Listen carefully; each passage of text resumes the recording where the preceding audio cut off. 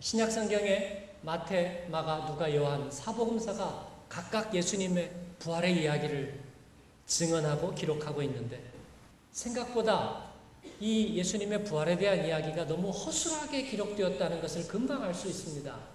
가령 예수님이 부활하시던 날 무덤에 누가 제일 먼저 갔느냐 하는 그 기록도 차이가 납니다.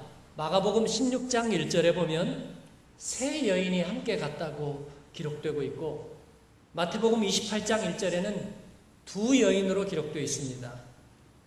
누가복음 24장 1절에는 그냥 여인들이라고만 나와 있고 요한복음 20장 1절에는 설상가상으로 막달라 마리아 한 사람만 등장합니다. 과연 어느 것이 사실일까요? 만약에 이것이 극본이라면 아주 그 스토리는 아주 엉성하기 짝이 없다고 볼 수 있습니다. 그런데 성경은 이것을 그냥 내두었습니다. 왜 그랬을까요, 여러분?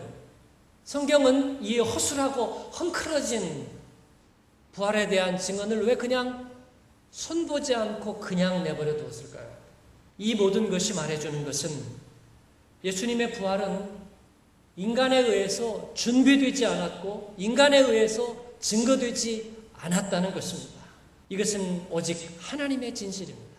부활 사건이 멋진 스토리로 꾸며지기 위해서 사전에 짜맞추고 준비되지 않았다는 뜻입니다. 어느 누구도 이 사건을 극화하기 위해서 시나리오를 쓰지 않았다는 사실입니다. 그러면 이제 이 증인들에 대한 이야기를 좀 해보겠습니다. 예수님의 부활의 증인들은 과연 증인으로서 얼마나 진실하고 믿을만한 사람들일까?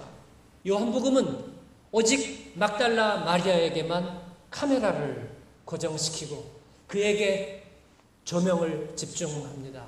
누가복음 8장 2절에 보면 그녀는 7 귀신 들린 여자였다고 전하고 있습니다. 오늘날의 표현으로 바꾸자면 그녀는 심각한 정신질환 전력이 있는 여인인 것입니다. 성경은 바로 그러한 여인을 부활의 결정적인 증인으로 내세우고 있습니다.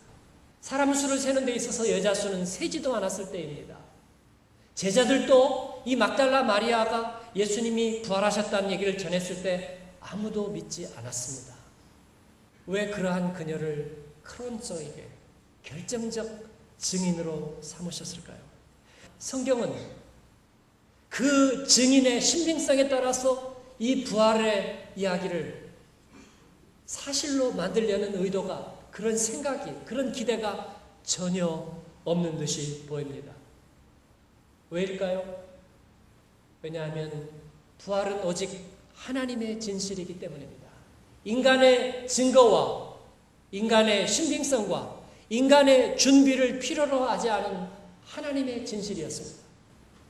하나님은 사람에게 자신을 의지하지 않으셨습니다. 하나님은 오직 하나님이십니다.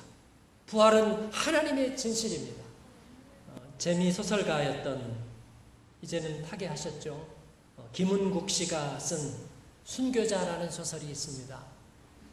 공산당 비민경찰이 평양에 있는 목회자 14명을 붙잡아 갔습니다.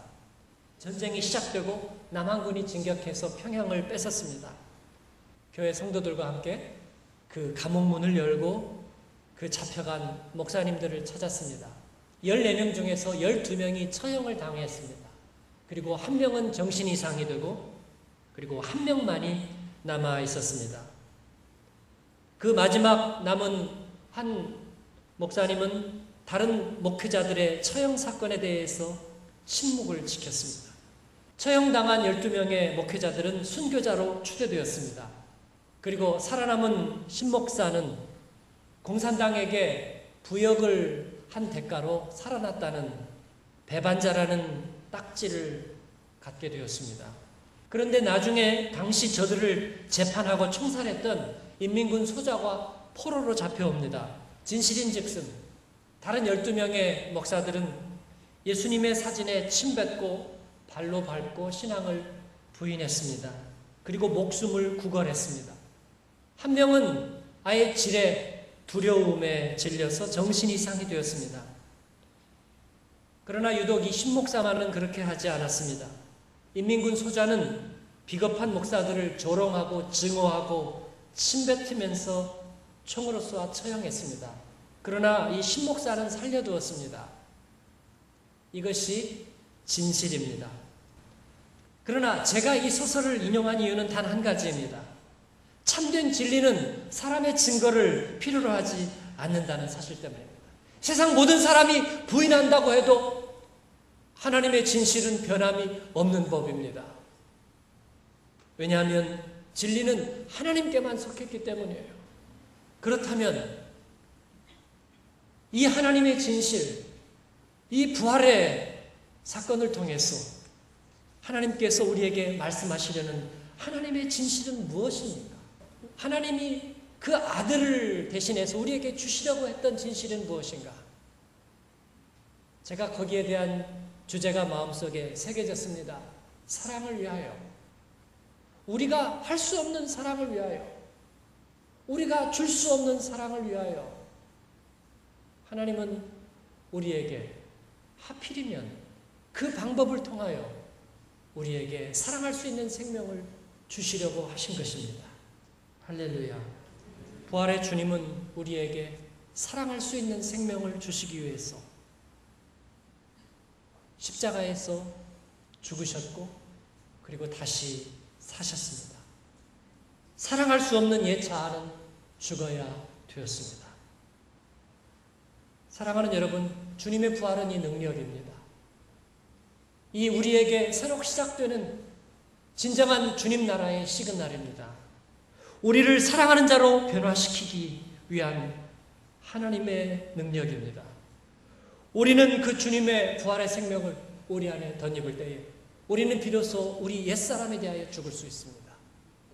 그리고 우리의 사는 이유는 사랑하기 위해 사는 것입니다. 그 생명을 나누기 위해서 사는 것입니다. 사랑하는 여러분, 오늘 이 부활주일 아침에 우리가 주님 앞에 그렇게 소원할 수 있게 되기를 바랍니다. 하나님, 사랑하고 살고 싶습니다. 사랑의 눈길을 저에게 주시기를 원합니다. 내 눈길이 닿는 곳마다 살아나는 일들이 일어나게 도와주옵소서. 내 가슴이 헛된 욕망으로 헤매지 않게 하여 주옵소서. 내 눈에 덮여있는 불신앙의 비늘을 벗겨 주옵소서. 하나님, 그 주님의 이름으로 그 사랑을 위하여 사는 우리의 인생이 되게 축복하여 주옵소서.